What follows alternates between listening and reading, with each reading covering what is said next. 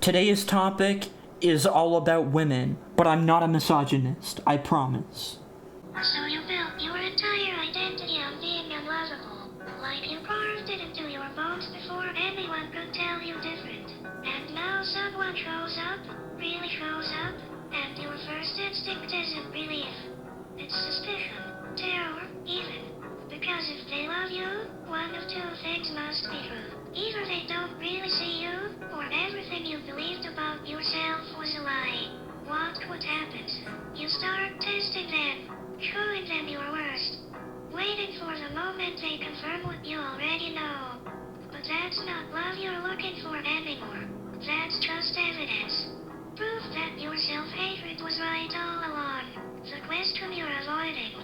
What if being loved doesn't require you to be different?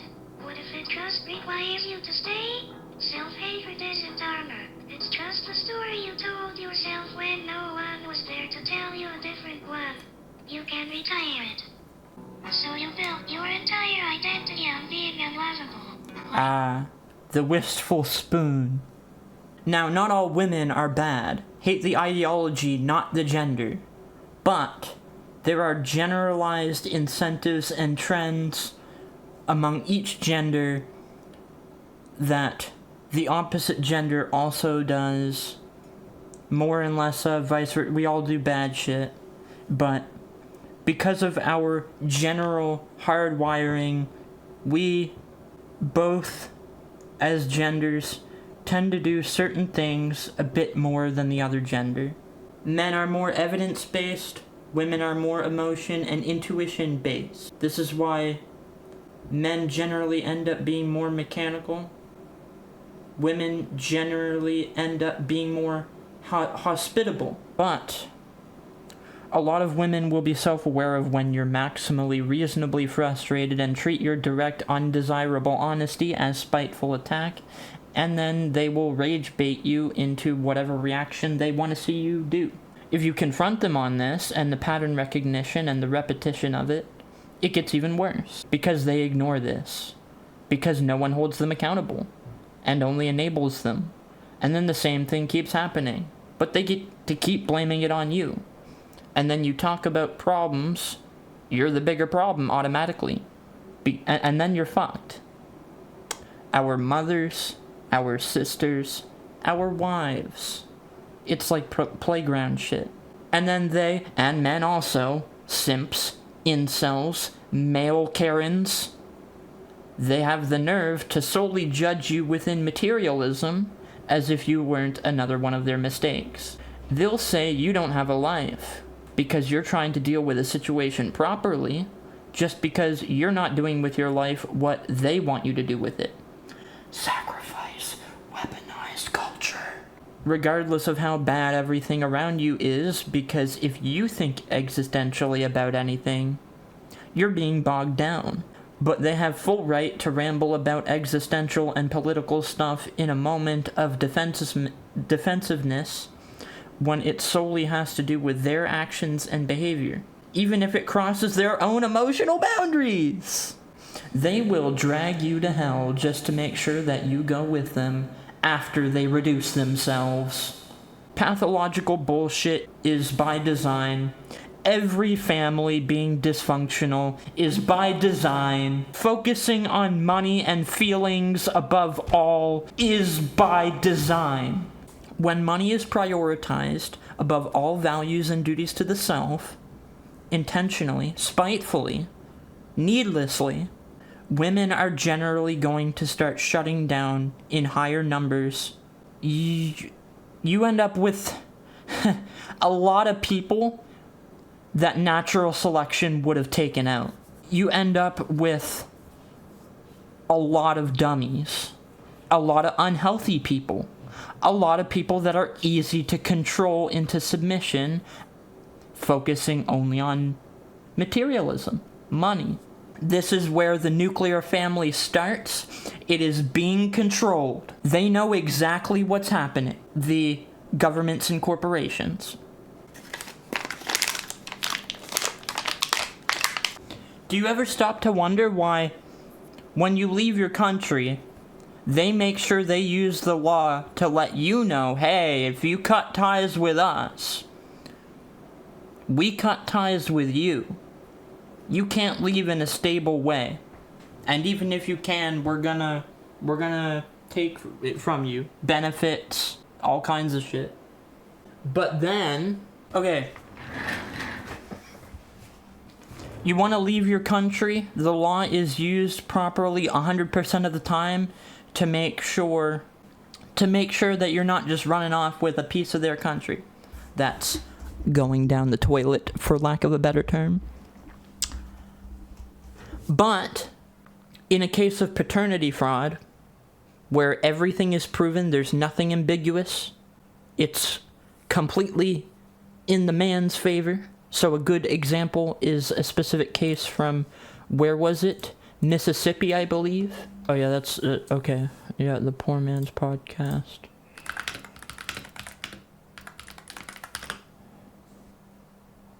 Yeah, this fucking story. It's like 4 or 5 parts.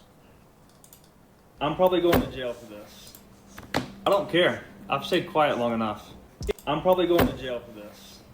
So, I don't care. I was keeping up with this. At the start of it, he says, I don't care, I'm probably going to jail. Stayed quiet long enough. If you missed the first part of this video, it's insane, but you gotta go watch part 1. I'll leave a link in the pinned comments and in the description down below. Basically, this guy met a girl. He was 24, she was in her mid-30s, and she told him during a one-night stand that she wanted to have a child. He has a huge binder full of proof and documented everything. She lied to him and said that she wanted a sperm donor. There'd be no strings attached, but after she had the baby, she got him on child support. She got like $55,000. Yeah, that's what I'm saying. Bro literally has a folder documenting every minute detail of this entire ruse. Yet, the judge put a gag order on him. He talked about it. He actually got arrested. There's a mugshot. It's fucked. So, this woman approached this guy, said, hey, out of him, and got to stay in one of his Airbnbs for 2 years rent-free. He took put a paternity baby test in me, and you found out won't he be wasn't the dad, responsible. but he still seems to be paying child Pretty support every much. month. There are plenty of other details, but you gotta go check For out like, part what 1 was of it, this video, and I'll surrogacy leave a link in the reasons pinned or something comments like and that? in the I don't description know. down below. Go And check it was out. in writing and everything. It was literally in writing. They signed documents. And then she, Those nurses who built giant platforms. when she was pregnant, she turned around and said, oh yeah, you're the father, you're gonna take care of it. And he's like, nah, I'm not doing that. Which is fair, because he literally signed documents saying he wasn't responsible. And then she takes him to court, and she fucking wins, and gets paid. The judge put a gag order on him. He talked about it, gets fucking arrested. You can go look at this whole story. It's actually pretty good.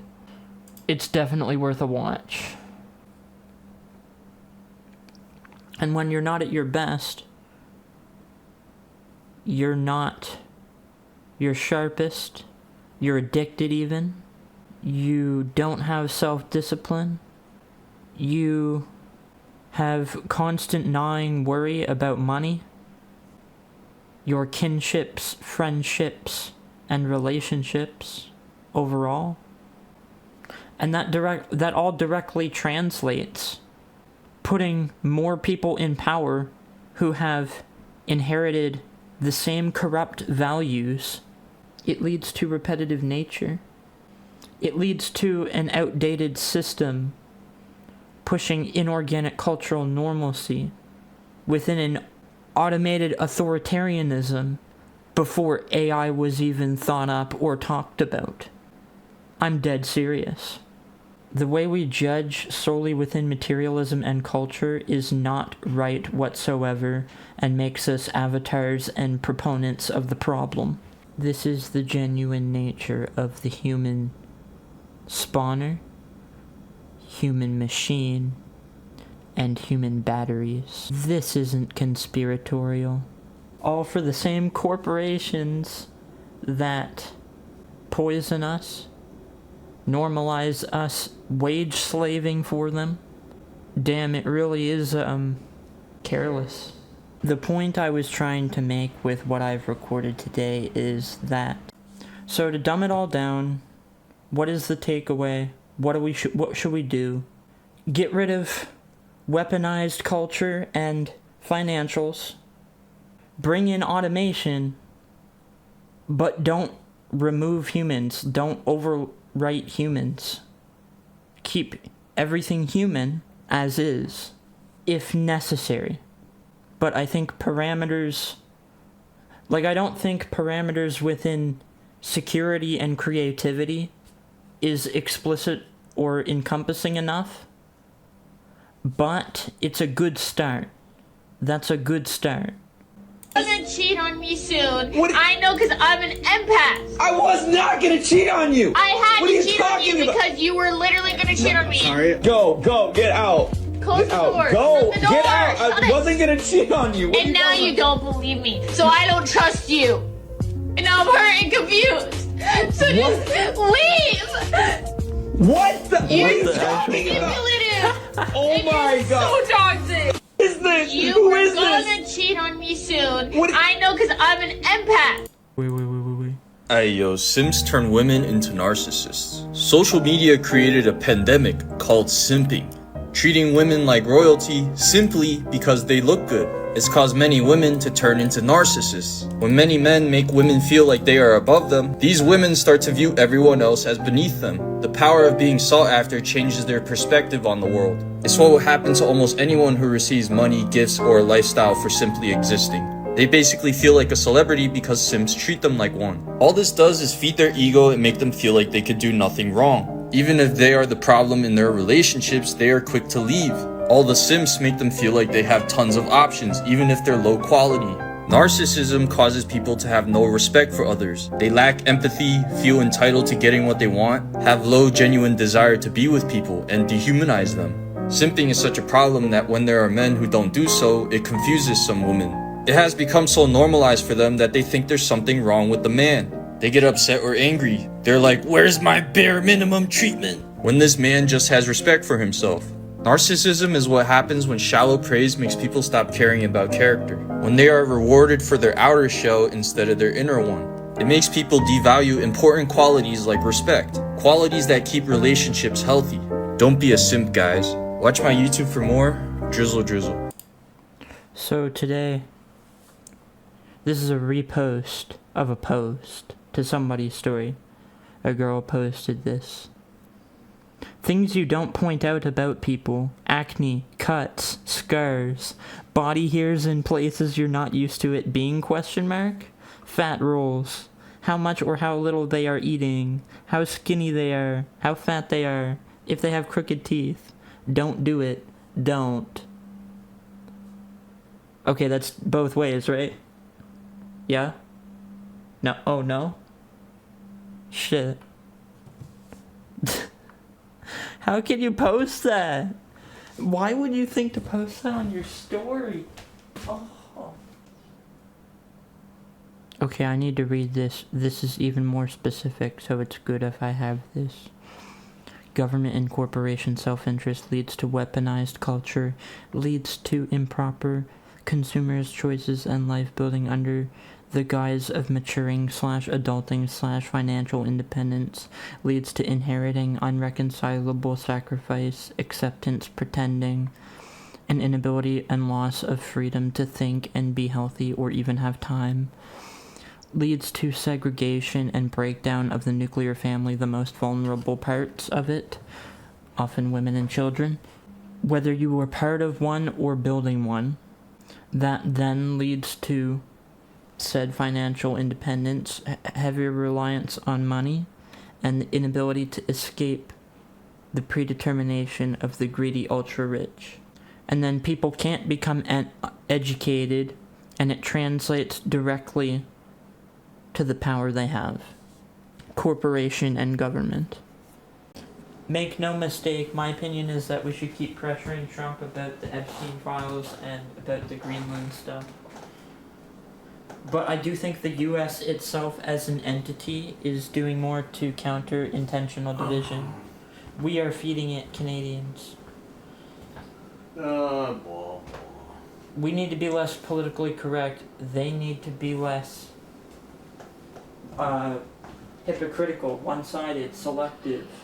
Be sure to check out my Discord server where you can chat about almost anything. Be sure to check out my TikTok where I post some political stuff, but mostly just funny stuff as well, and a little bit of both. Do subscribe. The goal is to be the most subscribed Vince on YouTube. My name means to conquer. You can help me do that.